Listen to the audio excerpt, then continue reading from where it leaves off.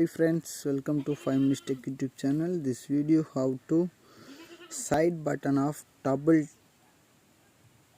press of the torch light. This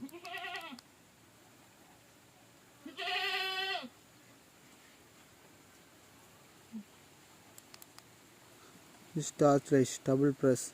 This changed customize options. Okay, go to settings, advanced features, side button.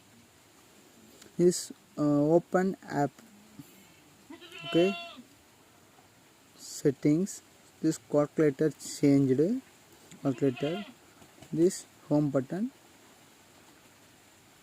This double press. This calculator open. That's all friends. Thanks for watching. Bye.